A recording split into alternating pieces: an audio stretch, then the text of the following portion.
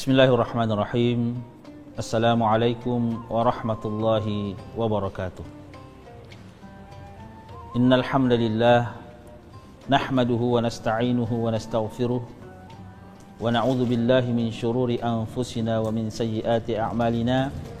May yahdihillahu fala mudilla lahu wa may yudlilhu fala hadiya lahu. Rabbi shrah li sadri wa yassir li amri wahlul 'uqdatam min lisani yafqahu qawli. Assalatu wassalamu ala Rasulillah, amma ba'du. Para pemirsa TV One dimanapun berada yang dimuliakan Allah Subhanahu wa ta'ala. Allah Subhanahu wa ta'ala mengatakan di dalam Al-Quran, wal asr, demi masa. Para penafsir mengatakan bahwa seandainya Allah tidak menurunkan surah-surah yang lain, hanya surah Al-Asr saja yang diturunkan, maka cukuplah untuk menjadi pedoman orang-orang yang berada di dunia ini. Begitu luas kandungannya yang berada di dalam surah Al-Asr. Surah Al-Asr ini dimulai dengan huruf qasam, huruf sumpah. Wal asr, demi masa.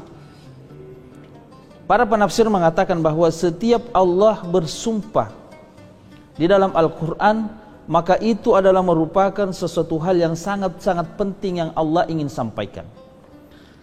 Oleh karena Allah mengatakan wal asr, demi waktu, demi masa, berarti waktu itu adalah merupakan sesuatu hal yang sangat penting yang Allah ingin sampaikan. Kemudian yang kedua, wal asr, ini juga ada perbedaan pendapat. Pendapat yang pertama mengatakan wal asr, demi waktu asar. Apa artinya? Pada saat turun ayat ini wal asr, maka pada saat itu dunia sudah berada pada waktu asar. Artinya kalau waktu asar sebentar lagi maghrib, sebentar lagi kiamat. Kalau 1400 tahun yang lalu bumi ini, dunia ini sudah berada pada waktu asar, maka bagaimana dengan sekarang? Mungkin sebentar lagi akan kiamat. Tetapi penafsir lain mengatakan bahwa wal asr ini dari segi katanya demi masa, demi waktu yang lampau. Artinya apa? Demi waktu yang lampau, orang-orang harus mempergunakan waktu yang berjalan. Kenapa? Kalau waktu yang berjalan ini tidak sesuai dengan koridor Allah, maka kita semua akan merugi. Sebagaimana di ayat selanjutnya. Makanya kata para penafsir, sesuatu yang jauh, yang sangat jauh adalah waktu yang lampau. Kenapa? Karena 1 detik saja yang sudah lewat itu tambah lama, tambah jauh, dan tidak akan mungkin kembali. Dan waktu yang akan datang, itulah waktu yang terdekat. Oleh karena itu, kalau kita tidak tahu memanfaatkan, waktu, maka waktu kita hidup di bumi ini sangat sia-sia. Anggaplah kita hidup di dunia, umur kita 60 tahun. Kalau umur kita 60 tahun, waktu kita pakai beribadah berapa lama sih? Coba kita mengambil contoh. Anggaplah kita balik di umur 15 tahun. Anggaplah rata-rata 15 tahun. Kalau umur kita balik 15 tahun, berarti kita belum dihitung ibadah selama 15 tahun. Dan 60 tahun umur kita kurangi 15 tahun, berarti sisa 45 tahun umur kita. 45 tahun ini, apabila dikalkulasi lagi, tidak semuanya kita pakai ibadah. Karena di situ ada waktu tidur, ada waktu bekerja, ada waktu foya-foya. Waktu tidur, kata dokter, dalam sehari semalam, waktu yang paling baik kurang lebih 8 jam. Ada orang lebih 8 jam tidurnya, ada juga orang kurang dari 8 jam tidurnya. Artinya kita ratakan 8 jam.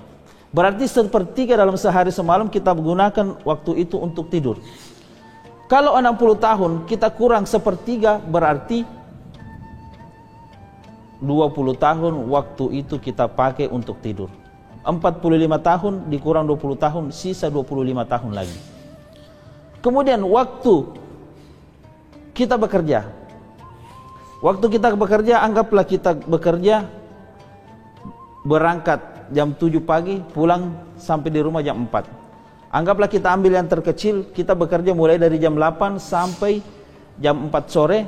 Kita bekerja selama 8 jam, berarti kalau kita kalkulasikan semuanya dikurang sepertiga, berarti waktu kita bekerja juga 8 tahun, waktu kita bekerja 8 jam, berarti 20 tahun juga kalau umur kita 8 tahun. Berarti 25 tahun tadi yang sisanya, kurang 20 tahun lagi, sisa 5 tahun umur kita. 5 tahun ini apakah dipakai semua beribadah? Tidak. Ada yang dipakai untuk berfoya-foya, ada yang dipakai untuk bersenang-senang, belum lagi dipakai untuk main HP, belum lagi dipakai untuk menonton TV, belum lagi dipakai untuk nongkrong di jalan dan lain sebagainya. Berapa lama sih waktu ini dipakai beribadah? Sisa 5 tahun tadi, kalau dikurangi 3 tahun, sisa 2 tahun lagi.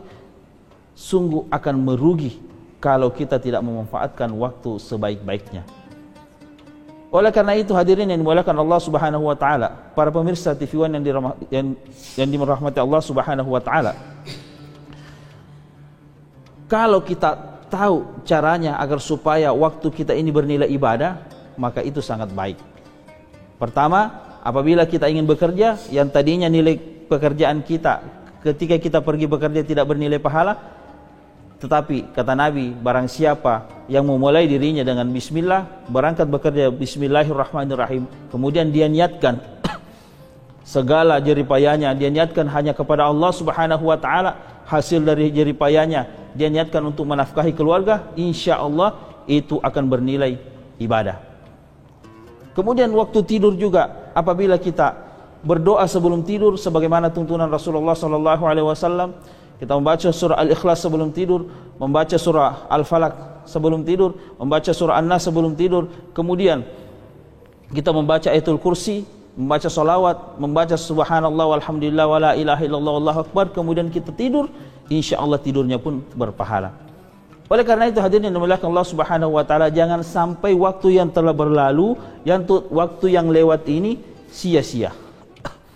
Makanya kita kembali, wal asr, demi masa. Innal insana lafi khusr. Sesungguhnya manusia berada dalam kerugian.